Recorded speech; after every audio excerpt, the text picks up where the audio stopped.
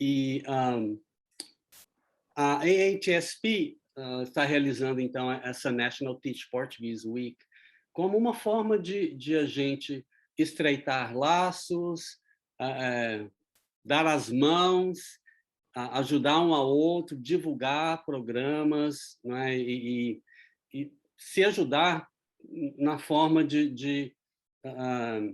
dos trabalhos que a gente desenvolve, né, com a língua, com a cultura, em diferentes níveis, né, de escolaridade. E então a gente gostaria de agradecer a disponibilidade de vocês, dos apresentadores, apresentadoras, apresentadores, né, cobre tudo, eu acho. E agradecer a Raquel também, que é o nosso apoio e sempre está aí firme e forte, né, e sorrindo, ajudando a gente. E então eu vou pedir que vocês se apresentem individualmente e em seguida que falem, então, por exemplo, onde trabalham, com que nível, né, de escolaridade trabalham e como é a sua experiência com a língua portuguesa até então. E depois a gente vai, né, falar um pouco de projetos e o que vocês, né, futuro, tá bom? E parece que a Bruna foi voluntária para começar, Bruna? Fui voluntária. Então, vamos lá. Vamos lá. O meu nome é Bruna Alcaraz. Eu leciono aqui no Texas, Dallas Independent School District, Dallas ISD. E eu dou aula para high school.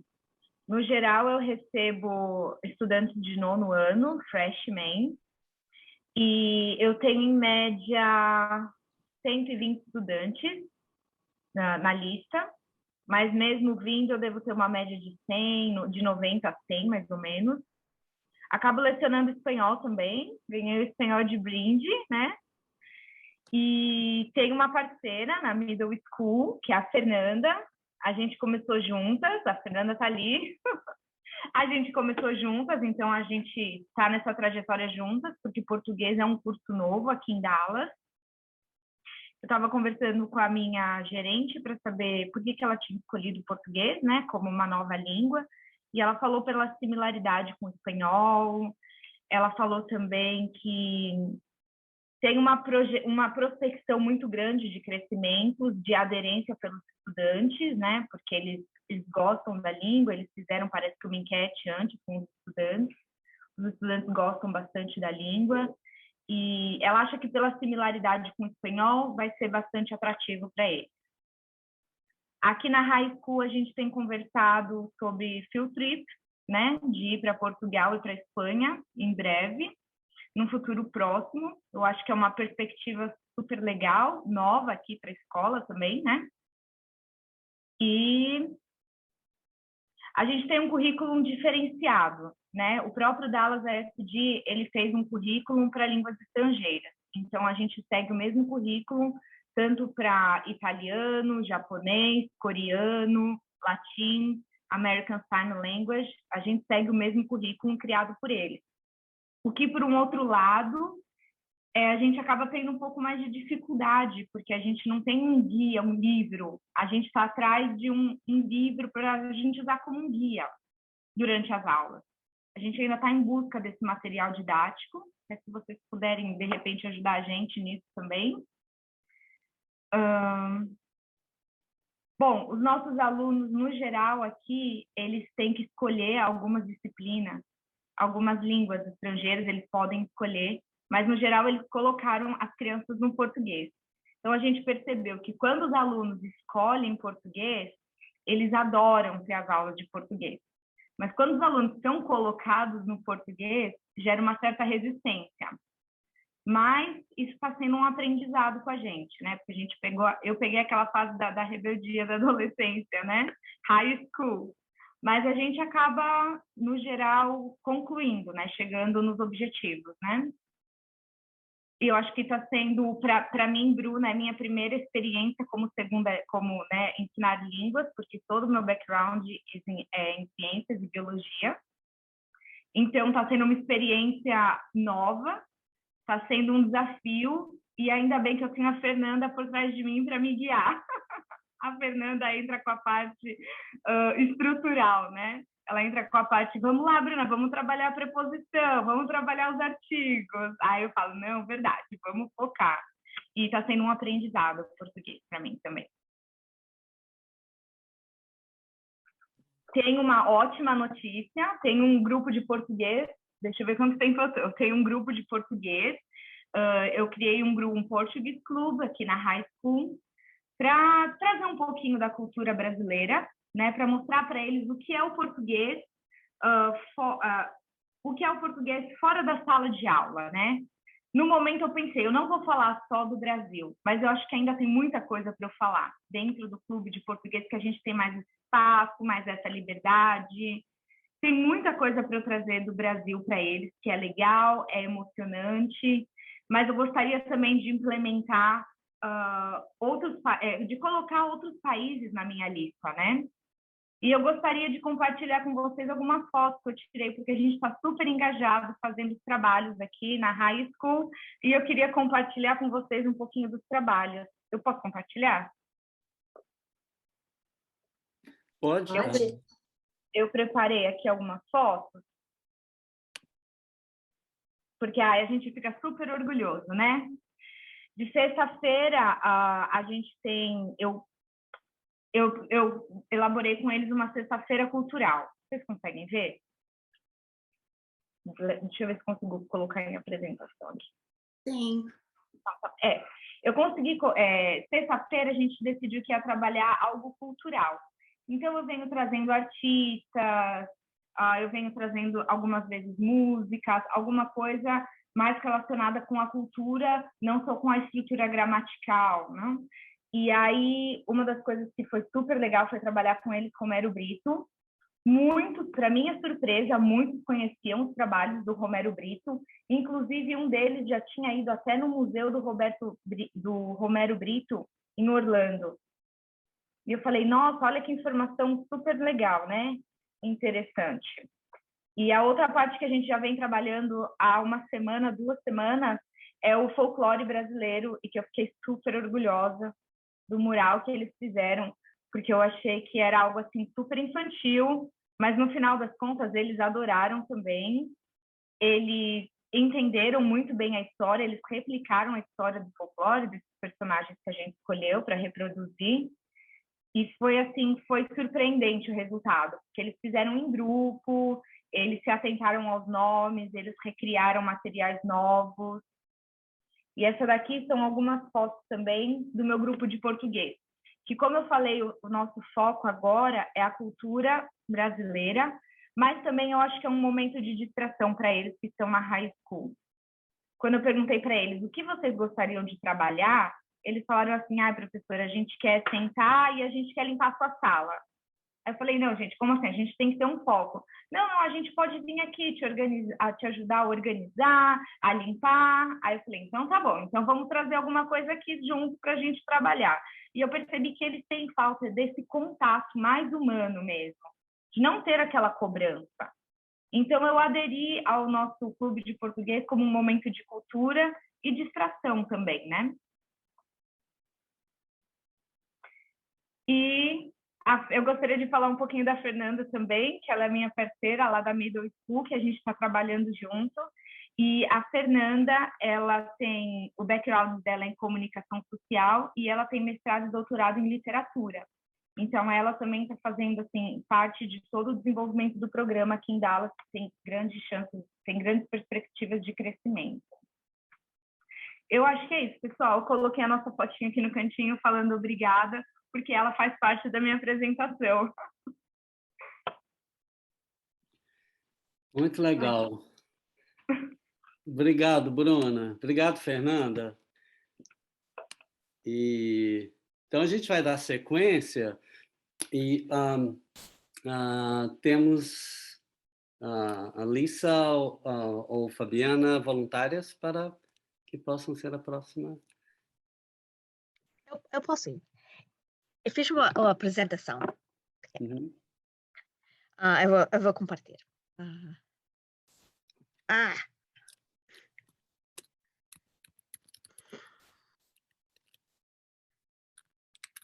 Só para não esquecer nada, right?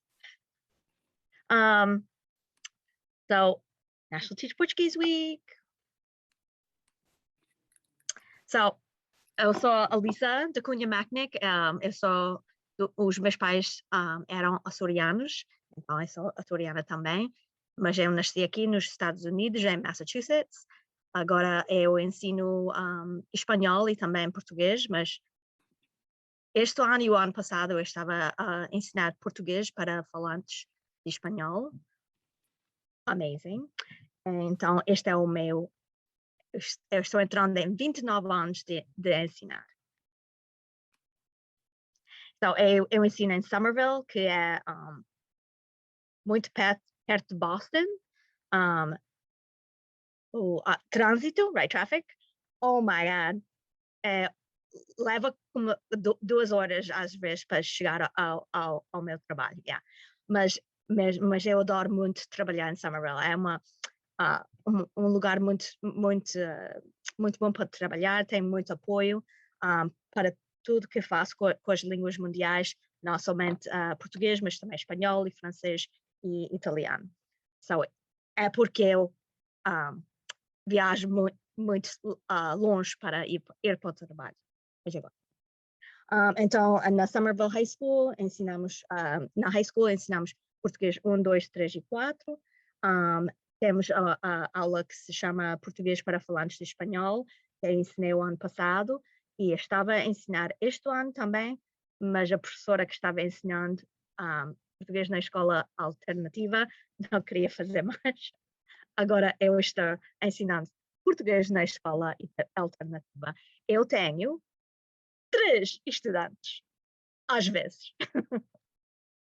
Mas uma vai ao último dia de uma amanhã, sabe? Vou ter só 2 estudantes. Interessante, muito interessante. Uma coisa que estamos a fazer na Somerville, temos professional development, os professores têm que fazer, e eles podem escolher o que querem estudar. E eu tinha 30 educadores na minha aula, mas agora só tenho 24. Eles vêm na segunda-feira, das 3 às 4:30, a aprender português para poder falar com os seus alunos e também as famílias. Então, eles estão muito encantados com isso e aprender e querem saber mais. Uma coisa muito especial ensinar educadores, porque quando você diz repete, eles repetem. Quando você diz fala com outra pessoa, eles falam com outra pessoa. É uma coisa muito, muito linda. E para Teach Portuguese Week, isto é porque estou cansada. Além de viajar muito longe, eu ensinei português aos estudantes na 8th grade em o distrito. Temos 6 escolas, mas 7 diferentes classes, aulas. So eu estava a ensinar português aos 8th graders. Phenomenal. I loved it. It's amazing. So isso podemos fazer mais logo, if you want. Só há atividades que podem usar para ensinar português. Eu estava a usar isto para quando eu estava a ensinar português for Spanish. Podem usar Canva, ThingLink, Flipgrid, Pixton, muitas coisas. That's it. Ok, excelente. Obrigado, Lisa. Uhum. E aqui também onde eu moro tem no Central Valley, né, na Califórnia, a gente tem muitos açorianos, né? E é interessante porque aqui eu sou minoria, um brasileiro, não é? A gente vê geograficamente isso vai acontecer de formas distintas, né? Uhum. E é bom ver essa diversidade. E em Somerville há muitos brasileiros, mas onde eu moro há muitos açorianos. So, quando eu estava a ensinar português, havia brasileiros na classe. Oh, eu não digo assim, I know, como é que tu dizes? So it was amazing. So, eu gosto muito. Ótimo. Então, eu vou pedir a Fabiana, a próxima. Vamos lá. Eu já vou começar, primeiro pedindo desculpas se vocês ouvirem barulhos, são meus meninos aqui, que não são quietinhos, então se escutarem é porque estão ouvindo eles.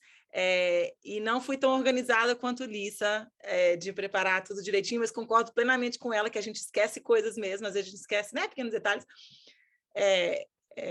Então, principalmente tendo aí Jéssica e Silvia como representantes do DLI de Utah, se eu nem vou falar tanto sobre, se eu perder alguma coisa importantíssima, vocês né, cobrem depois ou join in aí. Eu estou com vergonha de mostrar a minha apresentação, depois da apresentação da Lisa, porque literalmente foi um slide que eu jot down só para eu lembrar. Mas então, acho que eu vou só ler e vou falando. A minha experiência, então, meu nome é Fabiana Hansen, Fabiana de Oliveira, mas mudei para Hansen porque ninguém merece ter que ficar soletrando Oliveira o resto da vida, porque né, eles não conseguem soletrar o nome da gente. A minha experiência com o ensino do português tem sido exclusivamente com o programa de Dual Immersion em Utah, né, Dual Language Immersion. Eu estou com o programa desde o inicinho, quase o primeiro ano, entrei no segundo ano. Então, faz aí 8, 9 anos que eu estou com esse programa. Tive um pouquinho de experiência com níveis diferentes, alguns anos na segunda série, com os pequenininhos, aí depois alguns anos na quinta série, um pouquinho mais velhos, e depois me aventurei aí a entrar no middle school. Então, atualmente eu ensino 7º, 8º e 9º ano. Sei que tem uma diferença, né, entre middle school ser 6º e 7º, outros são 7º e 8º. Então, a minha escola aparentemente é um junior high, eu ainda não aprendi todos esses termos, mas aparentemente o junior high inclui o 9º ano, enfim. Então, 7º, 8º e 9º. Esse é o 3º ano que eu estou com essa faixa etária, né, com esse grupo de alunos. Coincidentemente, eu me sinto numa situação muito, tanto benéfica, no sentido de sorte mesmo, quanto de, às vezes, nem tanto, porque eu ensino os mesmos grupos de aluno há 3, 4 anos, quase que subsequentemente, porque eu tive, sem querer assassinar a explicação do projeto de como é em Utah, e depois Silvia e Jéssica me corrigem, mas né, o programa de imersão, para quem não conhece aqui, começa na primeira série, e esse grupo de alunos, né, eles vão dando sequência durante o elementary school, depois entram no middle school e tal, sempre o mesmo turma. Então, quando os alunos que eu ensinei no segundo ano, eu ensinei eles novamente no 5º, coincidentemente, quando eles chegaram no 5º, eu estava no 5º, e coincidentemente, quando eu fui para o middle school, eu ensinei os mesmos alunos. Então, eu estou ensinando o mesmo grupo de aluno há muitos anos. Então, vocês conseguem imaginar aí, é uma relação maravilhosa e, ao mesmo tempo, tipo, relação de mãe e filhos. Eu acho que toda professora já é um pouco mãe, né? Mas é realmente uma relação de mãe e filhos. E eles me entendem muito bem, eu entendo eles muito bem. E às vezes a gente se pega também porque a intimidade é demais, sabe? A intimidade é demais. Então, como dizem, né? É um blessing and a curse ao mesmo tempo. Então, o que eu queria relatar dessa minha trajetória é que quando eu mudei para o middle school, eu tive um choque tremendo de realidade em relação especificamente à motivação de alunos, sabe? Eu acho que eu underestimate o quanto adolescentes são diferentes de criança de 10, 8, 9 anos, sabe? Conseguir, né, Bruna? Conseguir motivar esses alunos a estar interessados em aprender a língua, a se engajarem e realmente se envolverem, 2, a falar a língua na sala de aula, entre eles. Assim, absurdo. Foi uma coisa que, assim, realmente foi um tapa na cara, foi um susto tremendo. E aí eu apavorei a princípio, sabe? Eu falei, mas não pode ser assim, não vai ser desse jeito. Então eu comecei a pesquisar e a ler e a buscar todo o tipo de, sabe, de metodologia, de filosofia, de incentivos, de estratégia, de atividade, tudo que você imaginar. De como motivar alunos nessa idade, nessa faixa etária, sabe? Essa faixa etária especificamente com língua estrangeira e todas essas coisas. E aí nessa pesquisa e nessa busca, eu tropecei no Project-Based Learning. E foi amor à primeira vista. Eu simplesmente me apaixonei. E não tem mais volta. Acabou. Não dá para voltar mais. Se a Rachel mais experiente que eu com isso, eu não quero, de novo, destruir a definição. Eu sou péssima com definição de coisas. Sabe quando as pessoas conseguem simplesmente falar siglas e definição? Essa não sou eu. Então, eu vou ler a definição aqui só para quem não é familiar com o Project-Based Language Learning. So, Project-Based Learning is one philosophy, and the Project-Based Language Learning stems from the Project-Based Learning. And so, the National Foreign Language Research Center and the University of Hawaii, where our wonderful Rachel is, they define project-based language learning as a transformative learning experience designed to engage language learners with real-world issues and meaningful target language use through the construction and production of products that have an authentic purpose and that are shared with a real audience. That extends beyond the instructional setting. Eu tentei traduzir toda essa definição e 4 palavras não vou traduzir nada. Vamos falar em inglês mesmo. Então, me apaixonei por isso, me apaixonei por Project-Based Language Learning. Recentemente, sou uma bebezinha nesse aspecto. Na época que eu descobri isso, eu estava cursando o meu mestrado, e segui, a minha tese de mestrado foi uma pesquisa quanto ao efeito do Project-Based Learning na sala de aula com os alunos de middle school, especificamente, né, de dual immersion. Foi uma experiência muito boa mesmo, só comprovou que esse é o caminho que eu vou continuar seguindo. Ele realmente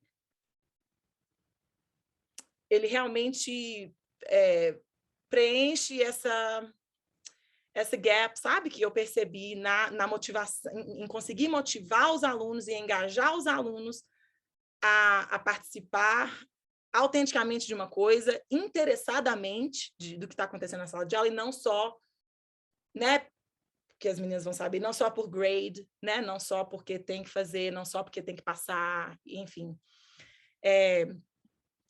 Eu coloquei umas fotos aqui só para mostrar uma parte do projeto que eu comecei ano passado, que foi um projeto para desenvolver materiais alternativos para reforçar esse lado divertido, sabe, de se aprender uma língua. Então, vocês conseguem ver? Então, isso, meus alunos criaram jogos de tabuleiro. Então, dentro desse projeto, é um projeto bem amplo, extremamente complexo e que não vai terminar amanhã, eu acho que não vai terminar nunca, né? É um projeto contínuo. Então, dentro desse projeto da produção de materiais, uma das unidades foi produzir jogos de tabuleiro que os alunos possam jogar. Então, né, essa foto aqui, onde tem, né, o nome dos países, é o tabuleiro, que foi impresso como um jogo de tabuleiro mesmo. E eles criaram, essa foto aqui da direita, as pecinhas que eles usam para jogar, e criaram, né, as regras dos jogos, as cartas, infelizmente, quando eu estava montando isso, eu percebi que eu não tirei foto das cartas. E eles criaram cartas individuais do que acontece quando... Né, cartas de um jogo de tabuleiro. E é isso, essa tem sido a minha paixão desde então, a minha dedicação. Definitivamente não é um mar de rosas, mas o fato de, por exemplo, ter, através I can't say the words, the Research Center, através do Summer Institute que eu fiz com eles, eu indiretamente fiquei sabendo de Rachel, e quando eu descobri que ela não só fazia Project-Based Language Learning, que já né, não é tão popular, tão comum, mas ela não só fazia isso, quanto ela fazia em português, eu só faltei chorar de alegria. Eu falei, meu Deus, caiu dos céus. É claro que, né, a vida corrida de professor, vida ocupada, né, é muito difícil passar uma ideia, né, dar ideia para o papel e em prática, mas nós vamos passar. E essa, né, eu approach a Rachel, né, para ver, e esse approach se estende a todos vocês. Se vocês tiverem interesse de colaborar, né, de ter seus alunos colaborando com os meus e a gente colaborar em qualquer projeto em relação a que envolve, né, o Project-Based Learning, eu estou absolutamente interessada e estarei feliz de participar. E eu acho que é isso. Obrigado, Fabiana. Super legal. Depois eu quero fazer um comentário também de um projeto. Mas então a gente vai passar para a Jéssica, né? O microfone. Obrigado, Fabiana.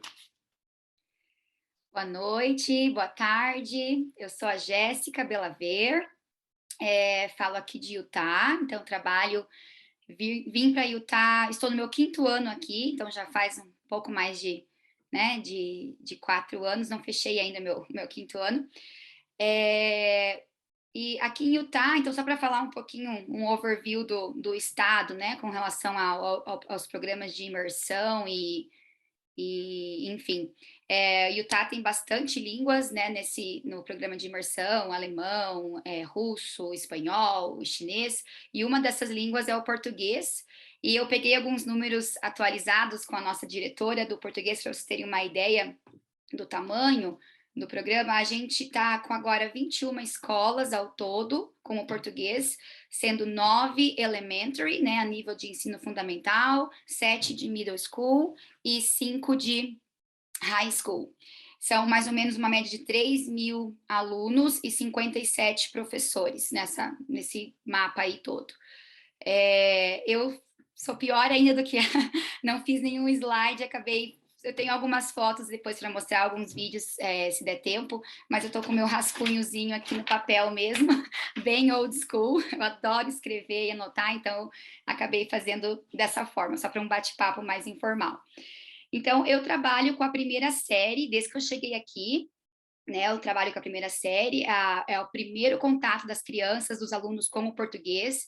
Eles têm 6 para 7 anos, e então, como é o primeiro contato deles, né, no programa, tudo é a primeira vez de muitas coisas na escola, na primeira série, né? Então, eu tenho bastante first times na primeira série. Na primeira vez muitos que pegam o ônibus, muitas vezes é a primeira vez que eles vão pegar o almoço da escola. Então, é um desafio bem grande, principalmente no começo do ano letivo, né, agosto, setembro, para eles se adaptarem à rotina de uma escola, ficar o dia inteiro na escola, né, que antes eles não tinham essa rotina, e ainda mais acrescentar o ensino do português. Então, aqui a gente trabalha no elementary, né, algumas escolas o elementary vai de 1ª a 6ª série, algumas escolas vai de 1ª a 5ª série, e a gente trabalha no sistema two-way, né, 50% do tempo com a professora de português, com a Target Language Teacher, e 50% do tempo com a professora de inglês.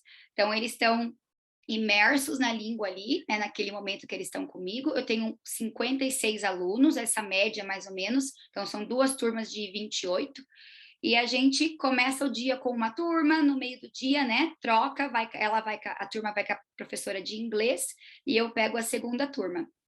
E a gente faz todo um cálculo, né, dos horários para que tenha a mesma quantidade de horas nas duas línguas, aí as duas turmas. E além do português, né, da língua em si, que a gente tem que ensinar, a gente ensina os conteúdos normal do currículo escolar, né, do currículo de Utah, de matemática, ciências, estudos sociais. Então, a gente tem esse desafio de ensinar o conteúdo e também a língua, né, que não é algo tão simples assim. Principalmente na primeira série, que você não pode falar nada de inglês com eles, absolutamente nada. Então, você tem que achar estratégias e recursos de várias formas para fazer com que eles entendam o conteúdo acadêmico ali, né, da matemática, das ciências, mas falando e por meio do português. Então, a divisão das disciplinas muda conforme o passar dos anos, né, no elementary, mas na minha série, por exemplo, eu sou responsável por ensinar matemática, as ciências, estudos sociais e o português. E a minha parceira de inglês, então, ela ensina toda a parte da alfabetização do inglês e ela reforça o meu conteúdo de matemática e de ciências, né? Porque a gente trabalha sempre num sistema de colaboração, então o que eu estou ensinando, ela está sempre por dentro do que está acontecendo, a gente faz revisões e, né, senta junto, trabalha junto, para que a gente esteja sempre na mesma página. Nós temos um material também específico de português, de matemática, um livro, né, livros didáticos e tudo mais. O livro de português nós temos um que é chamado Linguagens, que é um livro específico que traz todos os aspectos, né, culturais da nossa língua. É um livro autêntico, né, um livro que foi produzido no Brasil, então ele tem toda a parte cultural de música, histórias, autores, toda essa bagagem que o professor pode ensinar a língua e ao mesmo tempo a cultura, né, inserindo no contexto da sala de aula. Matemática, nós também temos um material que foi todo traduzido para o português. E além desse material de linguagens, que trabalha toda essa parte mais rica, mais cultural da língua e também a estrutura da língua ao mesmo tempo, na primeira série nós temos um específico para codificação e decodificação. Então é um livro que a gente chama português de A a Z, que trabalha bem os sons das letras, a formação das palavras, né, a formação, enfim, as famílias silábicas, toda a parte mais mecânica, assim, né, mais de codificar e decodificar mesmo da língua. Então, a gente tem todo esse material que a gente usa. E, assim, com relação ao programa em si, ao parecer, né, o meu parecer do programa, da comunidade que eu trabalho aqui, eu trabalho na escola de Bluffdale, eu até tenho uma foto aqui, deixa eu compartilhar minha tela com vocês. É uma cidadezinha bem pequena, mas eu, ao contrário da outra professora, eu demoro 2 minutos para chegar na escola, eu moro do lado da escola, mas em compensação, quando eu tenho que ir para uma cidade grande, né, quando eu tenho que ir para ver mais gente e tudo mais, eu tenho que andar uns 25 minutos para chegar em Salt Lake City. Então, não é assim tão ruim também, né? Então, eu amo a localização da escola, as montanhas. Aqui eu tirei essa foto já um tempo atrás, no inverno. Então, essa é a escola Bluffdale. Aí aqui é a minha sala de aula, só algumas fotos. Aqui é um videozinho do calendário, se der tempo, depois eu posso dar o play. Aqui uma ideia para vocês, eles estão aprendendo, né, português, a questão de ciências, essas fotos não são todas desse ano ainda. E matemática. E aqui a minha parceira de aula de inglês, então ela dá aula de inglês e eu dou aula de português. A gente tem que estar numa sintonia bem bacana para o trabalho fluir de uma forma bem significativa para as crianças. Então, com relação assim, à aceitação, né, da família, da comunidade, enfim, é muito, muito bacana. Assim, a gente sempre tem aqui fila de espera na primeira série, assim, em torno de 20, às vezes 30 alunos na fila de espera que não conseguiram a vaga para o programa. Então, é muito bem visto, assim, a comunidade acolhe, comprou bem a ideia e assim, sabe, veste a camisa do programa e está sempre participando da escola, e enfim. As crianças também, essa idade, né, essa idade é fácil, né? Você ainda é a professora referência deles, eles te eles gostam muito de vir para a escola, eles querem fazer as coisas, então a motivação deles, assim, é algo fantástico, tem que só fazer, né, um trabalho ali que eles já vão ficar motivados, e não é tão difícil essa questão como eu entendo que com o passar dos anos essa motivação, esse interesse vai caindo, né? Mas eu estou muito, muito realizada, assim, na primeira série, porque acredito que é uma idade que, além de todas essas questões, é a idade que você vê muito fácil o crescimento, né, da língua. Eles vêm, para mim, com zero, praticamente zero. Tem uns 3 ou 4 brasileiros ou filhos de brasileiros em cada turma. E daí eles já saem da primeira série falando as suas frasezinhas, né? Fazendo pequenos parágrafos, se comunicando, situações assim de sobrevivência, né? Sabendo lidar com situações básicas. É muito, muito, muito gratificante. Ok. Você quer dar o play no seu vídeo? A gente tem... Tem tempinho? Tá. Vou dar o play. Eu fiz essa apresentação, na verdade, era para um outro trabalho, e eu falei, eu vou usar, vai que dá tempo de usar esse vídeo, né? Dependendo do tempo. Deixa eu aumentar minha tela, para vocês terem uma ideia só de como que é. Então, eu faço o calendário, né? A rotina com criança pequena tem que ser bem seguida, né? Então, a gente faz o calendário, depois faz matemática, e assim vai. Então, aqui é um pedacinho do calendário. 2, 3, 4, dá para ouvir? 5, 6, 7. Faz o 7 com a professora. Muito bem, Dawson. 7 dias a semana tem. Quando um acaba, outro logo vem.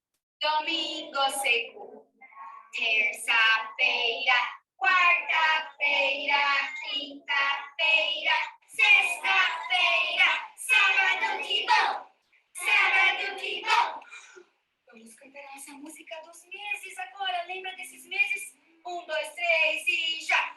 Janeiro, fevereiro, março, abril, maio, junho, julho, agosto, setembro, outubro, novembro, dezembro. Estes são os meses do ano. Mãos e olhos? Muito bem, Colin. Vamos agora falar os meses do ano, batendo palma nas sílabas. Janeiro. Janeiro. Muito bem, Vitória. Fevereiro. Fevereiro. Março. Março. Abril. Abril. Maio. Maio. Junho. Junho. Julho. Julho. Agosto. Agosto. Bem, Heider. Setembro. Setembro. Outubro. Outubro. Novembro. Novembro. Dezembro. Dezembro. Muito bem, quem bateu as palmas. E olha só, classe, ontem foi 7 dias na escola. 7 dias na escola ontem. E hoje? 7 dias, eu nem me toquei que esse era um vídeo tão antigo. Então, no comecinho do ano letivo, 7 dias. Agora eles já estão voando nessa parte do calendário. Mas o que é legal, assim, só para eu lembrar, não esqueci de falar, eles podem falar inglês comigo ainda, né? No comecinho agora do ano, de agosto até dezembro, eles podem falar inglês entre eles e comigo, mas eu sempre respondo em português. E depois de janeiro, depois do recesso do inverno, temos a regra que só pode falar português. Então, a gente tem que vir com estratégias para que... só português.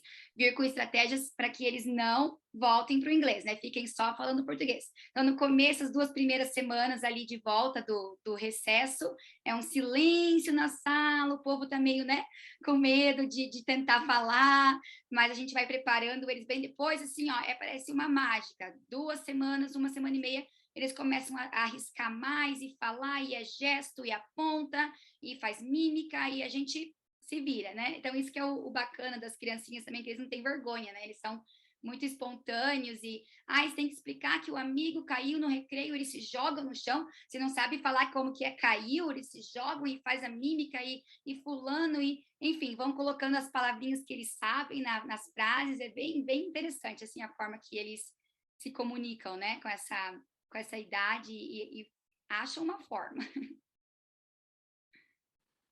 Perfeito, obrigado, Jéssica, parabéns. E, bom, a gente vai abrir agora, se vocês têm uma pergunta específica para ou alguma das apresentadoras, ou para todas em geral, está aberto o microfone. Ou unmute yourself. Eu queria perguntar para a Fabiana se a Fabiana trabalha com algum livro didático.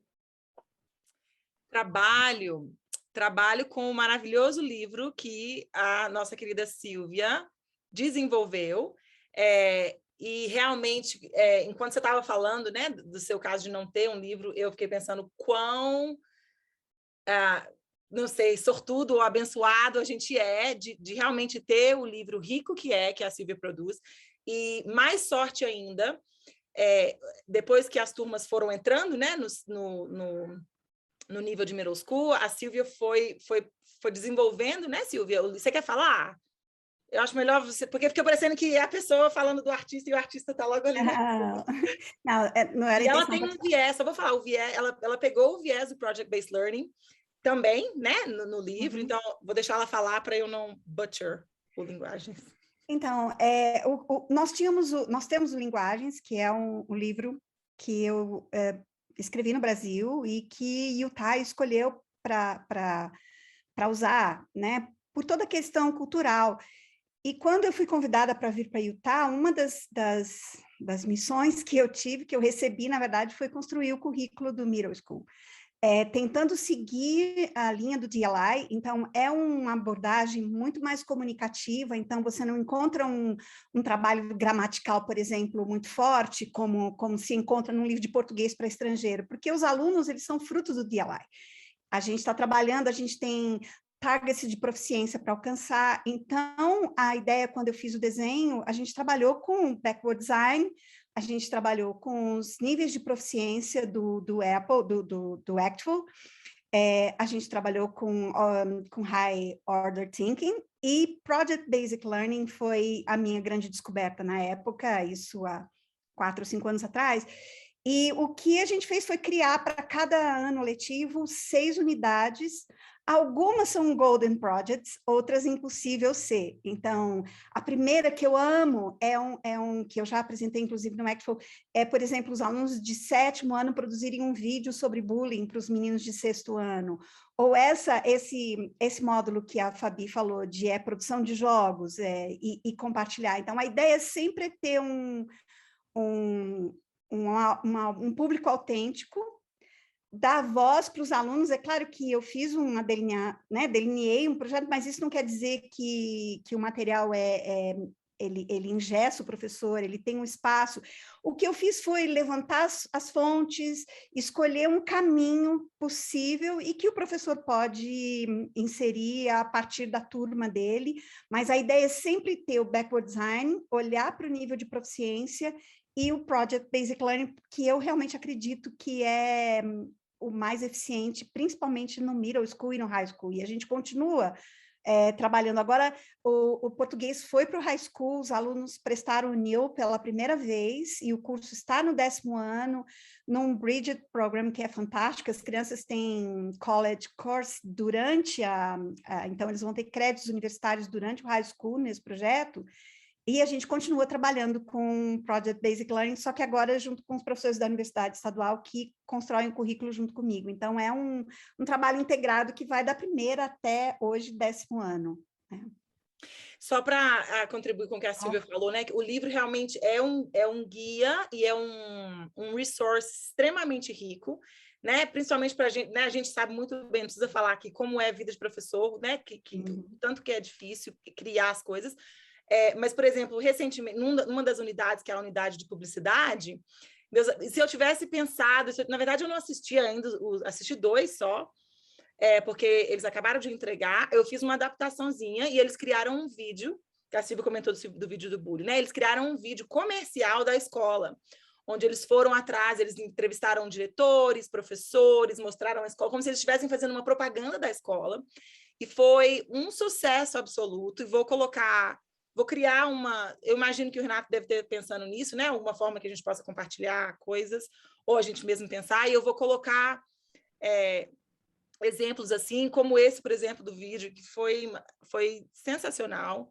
E é isso, então tem a base ali, tem um suporte extremo, mas também tem a flexibilidade, né, de se adaptar, de adaptar não só o professor, né, o jeito de cada professor, a personalidade de cada professor, mas o mais importante para mim é a classe, né? Cada classe responde de um jeito, né? Cada aluno vai ter um tipo de resposta, nem todo tema né, ressoa com os alunos da mesma forma, né? Então essa abertura da gente ser flexível, mas ao mesmo tempo ter o suporte ali é assim fundamental.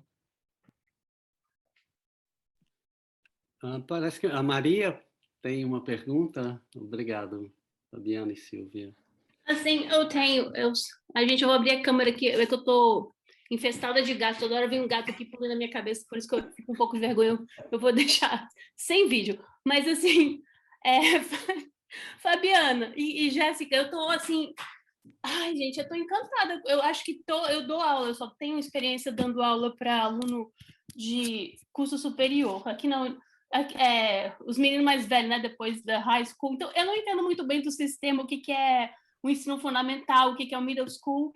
Eu sei que você tem a primeira série, você acrescenta mais 5 anos, aí você tem a idade do menino. Assim, acho que a Jéssica está dando aula para meninos de 6 anos, é isso? Isso.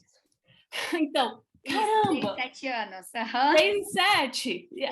E o que seria, assim, estudante de middle school? Seria 15, 13, o quê? Acho que 12, 13. 12. Eles começam com 12. 12 a 15, 12 no 7, mais ou menos. 12, 13, 14, por aí. Gente, mas eu acho que eu tenho... Nossa, o que a gente tem tanto a aprender, gente que trabalha com um menino mais velho, né, de 22, menino mais velho. O meu sonho era encontrar uma turma que tivesse essa abertura, assim, você não sabe... Eu faço isso como professora, como é que... O que é carro? Aí eu imito, eu faço toda aquela mímica, sabe? E aí eles riem, mas eles não têm coragem de fazer isso. Uhum. Eles ficam lá presos naquele mundo que é cheio de vergonha e tal. Aí eu comecei a imaginar assim, como é que seria uma técnica? Porque eu acho...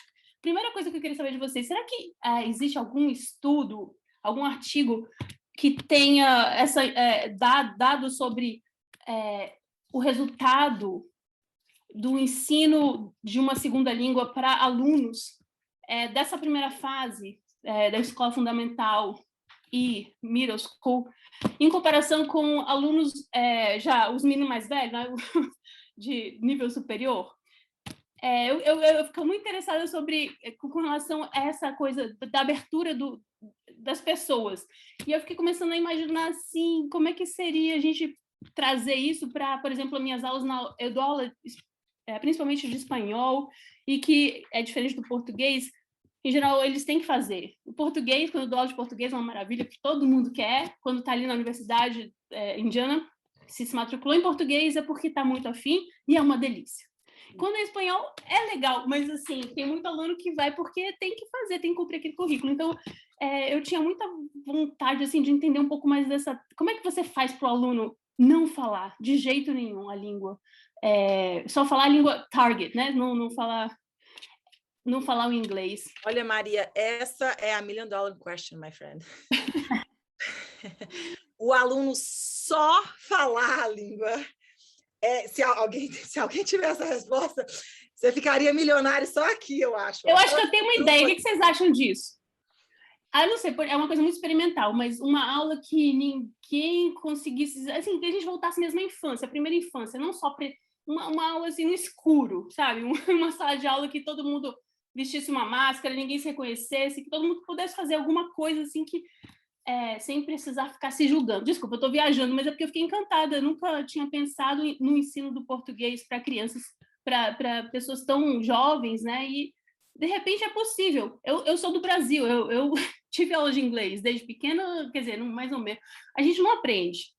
Eu não sei como é que é aqui, mas pelo que vocês estão falando aí, é uma experiência muito legal e é possível. E eu acho que a gente tem que trazer isso para um ensino superior também. Eu estou muito agradecida a vocês de ter assim, de ter caído aqui nesse web seminar. Eu estou muito feliz, muito obrigada, estou encantada. Vou levar muitas ideias aqui.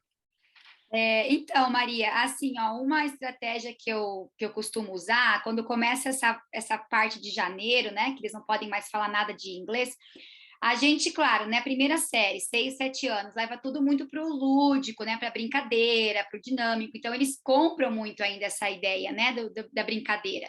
Então, de certa forma, é mais fácil. A gente tem um mapa do Brasil lá na sala, então a gente faz, né, um mapa com um barco e com o oceano. Então, a gente brinca que quem está falando português, aí eu coloco as fotinhas deles, né, os 3x4, assim, com o velcro. Quem está falando português vai ficar no Brasil. Se você falar inglês, você vai cair para o barco, né, vai sair do Brasil. E eles querem muito estar no Brasil, né, o visual ali para eles significa muito nessa idade ainda. E então, a gente brinca assim, né? Se você falou inglês uma vez, aí, opa, foi sem querer, então vai no barco. Aí eu falo para eles, fala de novo uma frase grande em português, a gente fala frase grande, né? Frase completa, não só falar oi ou tchau. Então tem que falar alguma coisa com um verbo, né? Falar uma frase, aí você volta para o Brasil. Então você vai dando várias colheres de chá, e no começo você vai, né, deixando eles ir e voltar para o Brasil. E, cara, olha, é uma coisa que funciona incrivelmente, assim, a vontade que eles têm de ficar nesse Brasil ali, fictício, né, nesse mapinha, que eles sabem que eles têm que falar português para ficar ali, mexe com eles, assim, claro, você tem toda essa questão de não expor o aluno, né, de não pegar muito pesado, então você tem que ter muito um feeling, assim, de professor, né, tem alunos que foi uma vez para o Brasil, para o barco, falou inglês, dá risada, né? Brinca, depois volta para o Brasil. Tem uns que choram, assim, nossa, vai cair o mundo, né? O chão, perde o chão se cair do Brasil. Então, você, quando já conhece eles lá em janeiro, a gente já conhece bem cada um, né? 5 meses de aula, 4 meses de aula. Então, você sabe, você vai levando isso, fazendo esse meio de campo aí, para que eles ficam e se esforcem, né, para falar o idioma e, enfim, a gente brinca e tudo, e funciona e dá certo, eles falam, daí eu coloco líderes do português na sala, então eu faço grupinho, sempre trabalho com grupos, então cada grupo de 4 alunos tem um líder, e esse líder fica de ouvido, se ele escutar algum amiguinho falando inglês, esse líder vai lá e coloca o amiguinho no barco, falou de novo, coloca o amiguinho na água, então, e todo dia de manhã eu restart, né? Volta todo mundo para o Brasil, todo mundo tem essa nova chance de começar o dia. Aí nós fizemos vários, assim, rewards, né? Conseguimos ficar 2 dias inteiros sem ninguém no barco. Nossa, vamos fazer uma festa, ou vamos ter mais recreio, ou vamos ter... Então, você vai buscando, vendo o que eles gostam, estratégias para que você vai comprando, né? Um pouquinho por dia, você vai conquistando eles e eles vão querendo manter na língua. Uma semana sem inglês na minha sala de aula, eu vou oferecer uma festa com vodka livre para todos os meus alunos. Bom, em Utah, você seria demitida no dia seguinte, mas onde você está, você não está em Utah, né? Então, vai. Eu estou brincando, mas é a única coisa que me conectou. Mas de costa, né? Pois é, mas é exatamente isso. Você falou exatamente na brincadeira. É engraçado porque 2 dias atrás eu estava tendo uma conversa com uma professora de francês da minha escola, né? E o francês e o espanhol segue aquele né, rotina do aluno ter que fazer uma aula eletiva. Então, são alunos que nunca experienciaram francês, né, ou espanhol, estão começando pela primeira vez. E a gente estava conversando justamente disso, e ela falou eu falei como os meus alunos odeiam escrever, mas amam falar. Bom, não amam, mas se eles pudessem escolher, eles escolheriam falar do que escrever. E ela falou, nossa, eu vejo o oposto na minha sala. Os meus preferem muito mais escrever e odeiam falar. E aí eu falei para ela essa ideia, como eu falei, eu sou péssima de citar pesquisador, nome de pesquisa, todas essas coisas, mas eu sei de uma coisa que eu aprendi um treinamento há anos atrás, sobre affective filter. Não sei se você já ouviu esse termo, mas affective filter é um termo que se relaciona a vários tipos de aprendizado, e um deles é o aprendizado de uma segunda língua, e que está extremamente relacionado à idade da pessoa, no sentido de que quanto mais velho, maior o affective filter, mais forte é o affective filter. Quanto mais novos, né, os pequenininhos da primeira série, não estão nem aí, se jogam no chão, fazem macaco, sabe? Não tem essa vergonha, né? Então, affective filter envolve vergonha, autoestima, ansiedade, risk-taking, sabe? Essas coisas todas que... autoconsciência, né? Esse tipo de coisa que a gente vai, teoricamente, a gente vai crescendo e a gente vai ficando cheio de vergonha, né? Das coisas. O affective filter é basicamente isso. E como que isso interfere extremamente no aprendizado da língua, porque quanto mais alto está o affective filter, mais vergonha eles vão ter dos próprios erros, né? De fazer erros. É vergonhoso falar do jeito errado. O que vão pensar? Né? Então, assim, o sucesso, eu vejo o sucesso, não para tirar créditos em outro tipo de programa, mas eu acho que o sucesso do Dual Immersion é porque começa tão cedo. Então, quando eles chegam para mim, sabe, com 13, 14, 15 anos, eles têm vergonha sim, né? Eles têm mais vergonha. Quando eu, às vezes, ainda faço umas coisas, eles dão umas... Tipo, eles querem rir, mas aí, tipo, eles olham meio assim, não vou rir porque a paia ri, não sei o quê. Mas, sabe, você vê que tá bem diferente. Mas como eles chegam para mim, o affective filter está mais alto, mas a proficiência deles também está muito mais alta, a necessidade de abrir mão desse tipo de recurso, sabe? Né, dos gestos, da música, da brincadeira, cai um pouco por causa da proficiência que eles estão. Mas você... E aí foi isso que eu vi quando eu cheguei no middle school, que eu falei, peraí, sticker, clip up, clip down, praise... Muito bem. Qualquer essas coisas que valem muito no elementary school, né? A criança quer muito, né? Please o adulto e o professor. Isso cai por terra, sabe? No middle school. Eles não... Mas o que entra é isso aí que você falou da festa. É descobrir o que é que faz eles stick, sabe? É descobrir o que é que eles estão interessados. E é por isso que eu me apaixonei tanto pelo Project-Based Learning, porque... literalmente dar a voz, né, como eles falam, voice and choice para os alunos. E não quer dizer que é um mar de rosas a partir daí, mas tem muito mais buy-in, sabe? Igual a Jéssica falou, eles compram muito mais a ideia quando é uma coisa que eles escolheram, que eles estão investidos, sabe? Que eles têm interesse. Então, talvez não seja a festa com vodka, mas dá essa abertura. A minha sugestão seria dar essa abertura, sabe? O que é que vocês estão interessados? O que vocês gostam, sabe? O que vocês querem fazer? Eu acho que é bem por aí o caminho, assim, na sua brincadeira, mas é bem por aí mesmo, é descobrir o que eles se interessam. A gente tem 2 inscritas aqui para comentar ou fazer pergunta, a Ruth e Silvia, e então eu vou passar a palavra para a Ruth e depois a gente volta. Passo para você. Ruth, por favor. Obrigada, Renato. E os meus parabéns a todas as apresentadoras, um excelente material. Mas o meu comentário, e aliado ao que já disse a Jéssica, salvo erro, e a Fabiana para a Maria, aquilo que eu ia também referir é que normalmente é muito mais fácil lidar com crianças, mas eu por exemplo, eu ensino na BYU.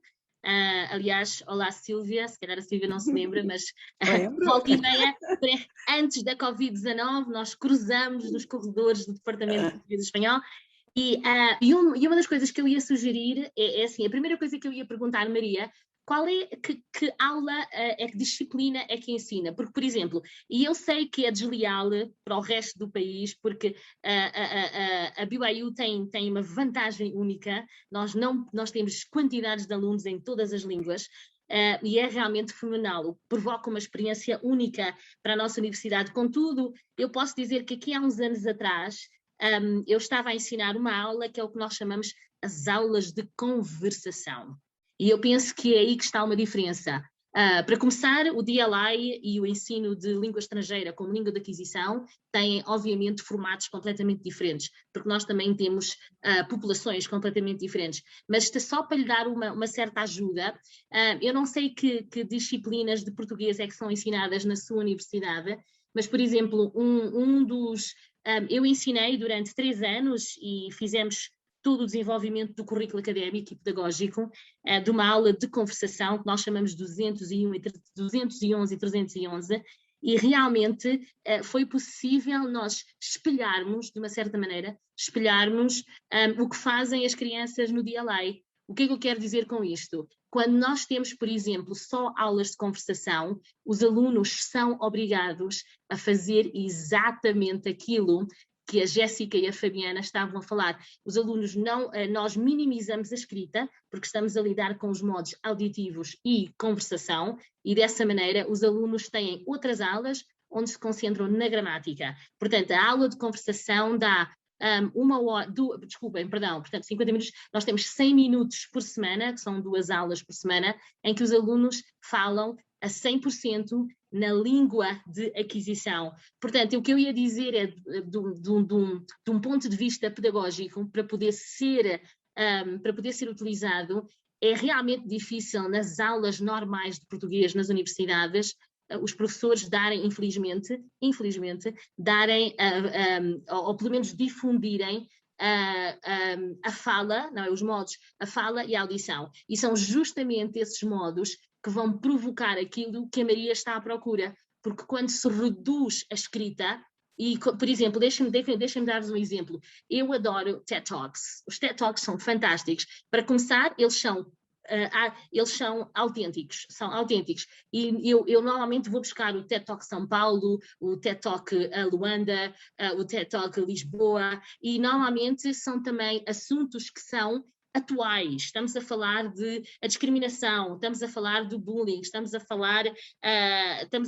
de muitas coisas, a Covid-19, a política, mas depois também são assuntos que nós podemos dividir segundo os alunos. Eu não vou pôr um TED Talk destes na aula da Jéssica ou da Fabiana. Contudo, eu posso pôr este nas aulas da Maria. E então, eu numa das minhas aulas, eu fiz um TED Talk na aula, em que eu pedi aos alunos, eu tinha um slide por trás que dizia TED Talks, não é? E dizia TED Talk da minha aula, e foi incrível. Eu tinha uma aluna do Chile a aprender português e vários alunos norte-americanos, e os alunos vieram. A aluna do Chile, ela pôs um avental, porque ela interessou-se pelo fato de que uma das populações mais discriminadas no Brasil são as senhoras da limpeza, não é? As faxineiras negras. E uma das maiores contribuidoras do discurso hoje em dia no Brasil é uma senhora negra, e ela é escritora, e a minha aluna ficou tão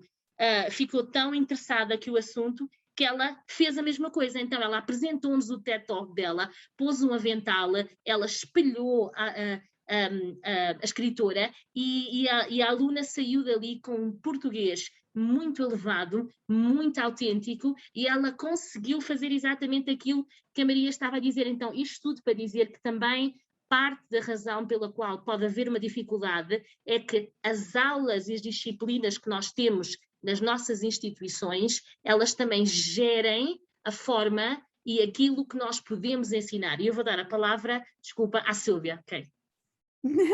Não, eu só queria referir, Maria, que o professor Fernando Rubio, da Universidade de Utah, ele faz um estudo longitudinal dos alunos. Nós começamos anualmente, as crianças, elas são submetidas ao Apple Test, porque todos os anos em Utah, a gente tem um target de proficiência, e que a gente trabalha em cima desse target. Então, cada série tem um target para cada uma das modalidades. Para listening, speaking, writing e reading, eles são testados pelo Apple, e é feito todo um estudo, não só do português, claro, de todas as línguas, mas você pode ter acesso aos artigos que o professor Fernando Rubio publica, e você vai conseguir perceber como é que tem sido o progresso dos alunos, o resultado. Para te dizer, os nossos alunos de high school, que estão agora no 10º ano, nós estamos, o nosso target é Advanced Mid para listening e speaking, e Intermediate High para writing e reading. Então, a gente trabalha todo o ensino, na verdade, em cima do Advanced, para que eles possam atingir. Então, existe um target, e existe o accountability com o professor Fernando Rubio, com esse estudo longitudinal, e que tem vários artigos. Depois, se vocês se interessarem, a gente pode divulgar isso, mas é bem interessante. Existe realmente esse estudo que talvez você possa comparar com os seus resultados, tá? Ótimo. Fernanda? Renata, eu peço desculpa, eu posso fazer mais um último comentário? Claro, e talvez ajude. E eu penso que toda a gente aqui, todos nós conhecemos, não é?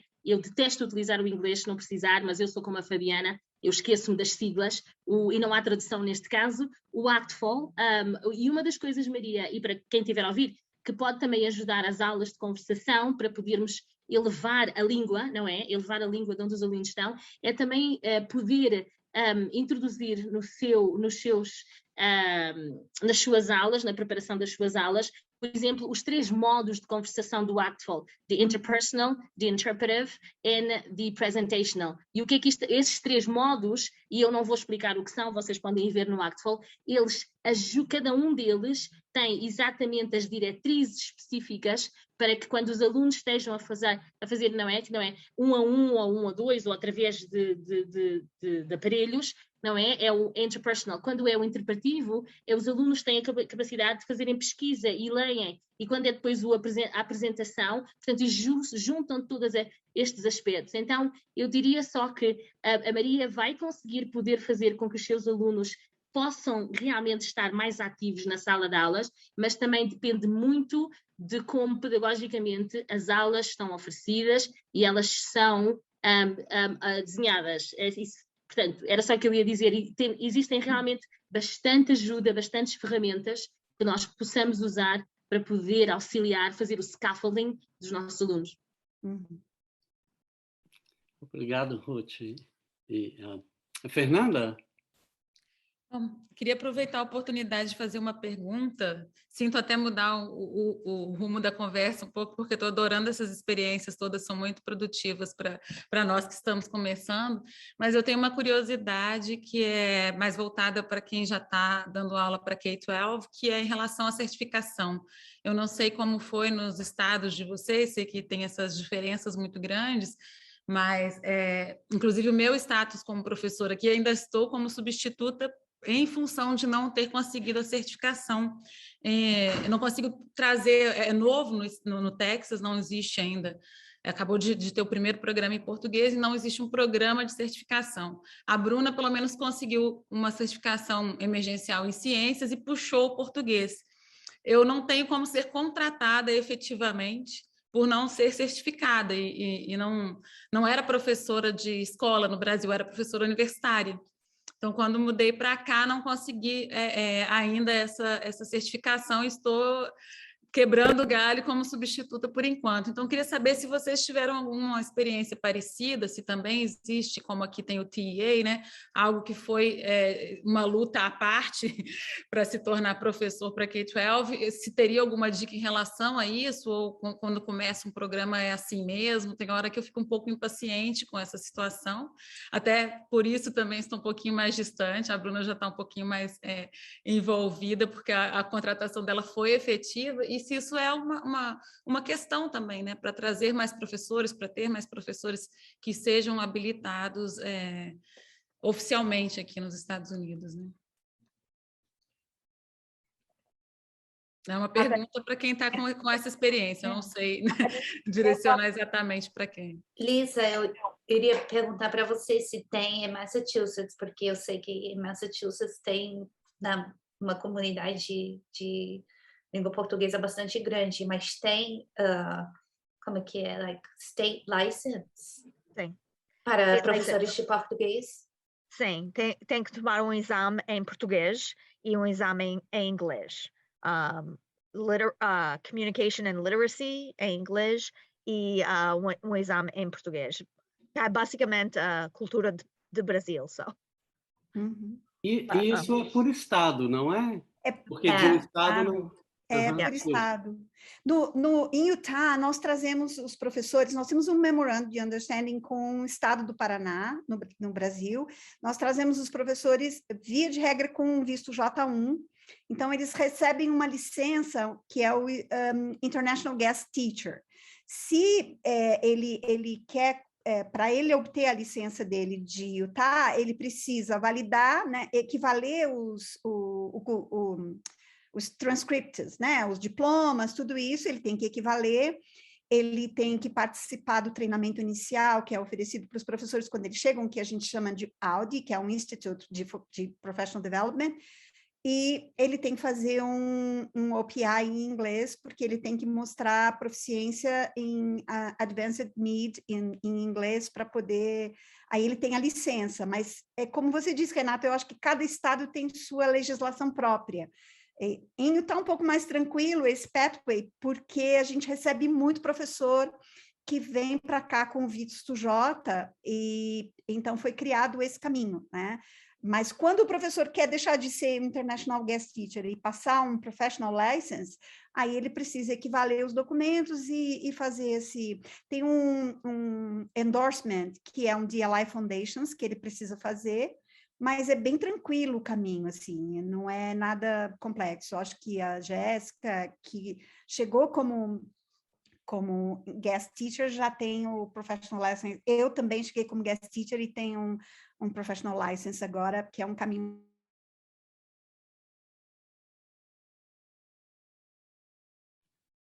Ruth levantou a mão também? Não? Oh, desculpa.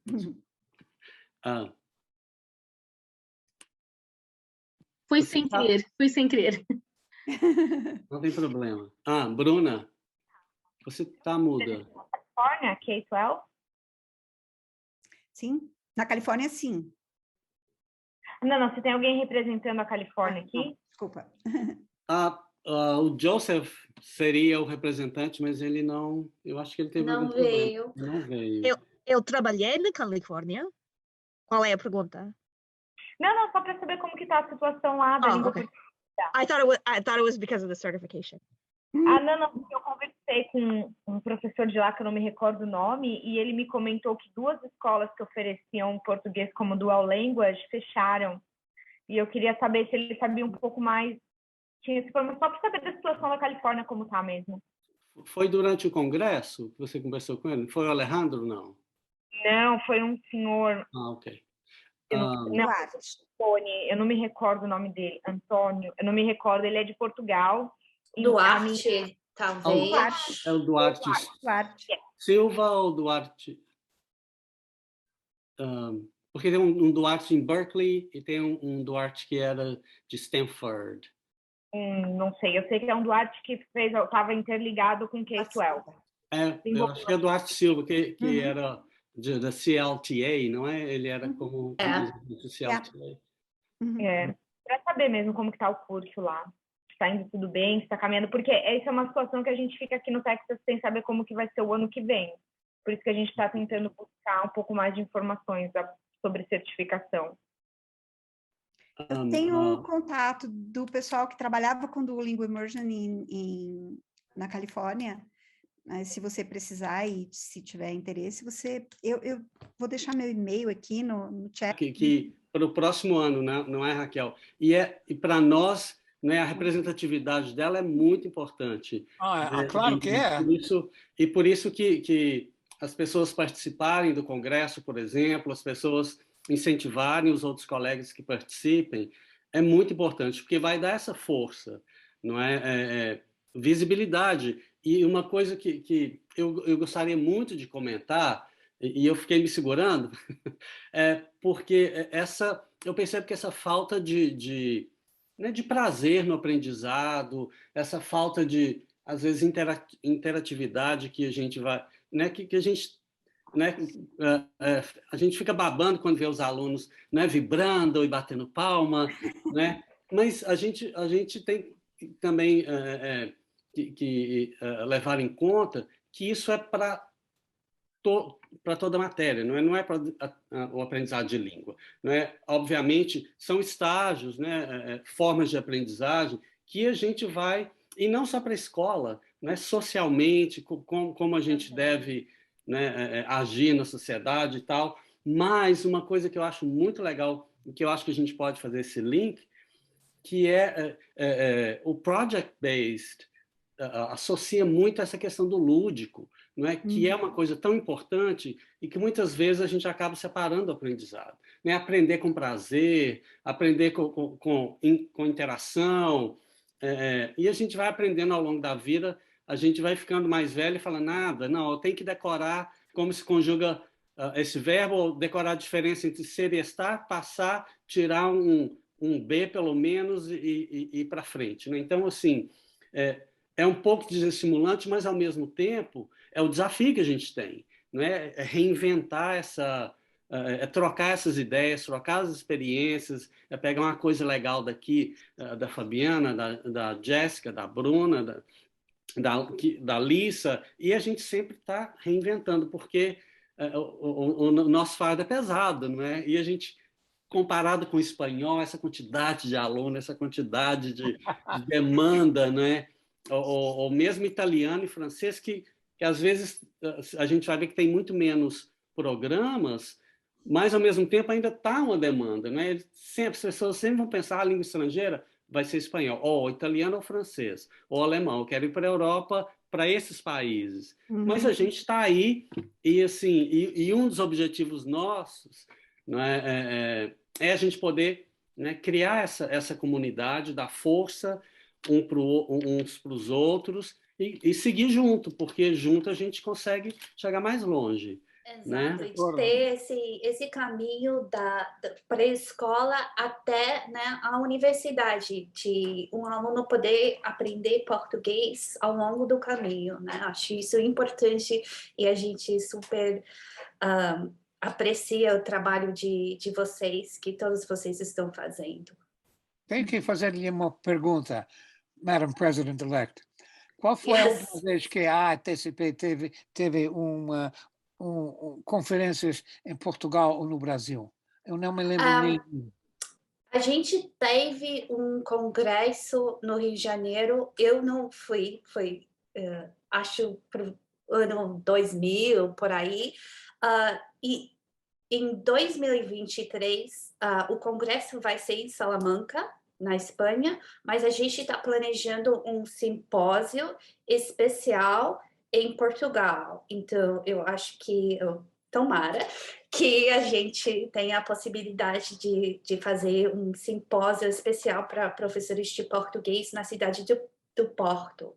I was going to say Porto. Porto, isso. Exato, Porto. Não, seria muito bom. Não muito. Não é tão longe. Não é tão longe, não. Não sei se você conhece bem que Salamanca é um forno no verão, no inverno. Não digo no verão, é mesmo um inferno no inferno. Pois é, eu fui para o congresso faz alguns anos lá e faz calor. No ano do calor, no julho, a gente não deixava de suor, whatever. And it's going to be very hot. Tranquilo. Para mim, o calor não tem problema, o frio que eu... Ok, tá bom. Bom, gente, a gente se estendeu um pouco, mas, assim, a gente vai ficando, né? Então, a gente sabe que as pessoas têm outros compromissos e a gente gostaria muito de agradecer a contribuição de vocês e sempre lembrar que a AATSP está aqui também para a gente se ajudar. Então, entrem em contato, vão no site, a gente está revendo as coisas da Sociedade Honorária em português, né, que é uma coisa que a gente quer reavivar, porque no espanhol é tão forte, né? E para os alunos de high school, a gente também tem a Sociedade Honorária Hispânica, que a gente está vendo se a gente pode chamar de Luso Hispânica ou alguma coisa para sociedades de português, de língua portuguesa. E também a gente tem o National Portuguese Exam, né? Que é um exame não exatamente de proficiência, mas para reconhecimento. Você pode dar aquele exame a escolas como o high school eu pensava que só podia dar estes exames para alunos universitários. Não, National Portuguese Exam é para alunos de colégio, de high school. E também a gente tem uma parceria com, eu estou esquecendo o nome, Avant Assessment, e eles também têm avaliações em português, em língua portuguesa, que eles estão em desconto para membros da ATSP. O Wisconsin é um bom sítio para aquilo. Muito bem. Tem o teste MNIL, que é o equivalente ao test, que é o da American Council, que os nossos alunos tomaram agora no 9º ano para poder começar no Bridge. era um requisito para eles. Então, também tem esse exame de português. Terrific. Ok, gente, então... Eu vou ter que pedir boa desculpas. noite. Esse tudo foi gravado, né? Foi. Ok, tá bom. A próxima vez eu vou arrumar o cabelo para saber que ela foi mais bonita. Também. Tá linda, tá linda. Eu também vou, viu, Fabiana? Uma peruca. Foi um grande Amanhã prazer dá uma escutar todos, hein? né? polida extra. Obrigado, gente.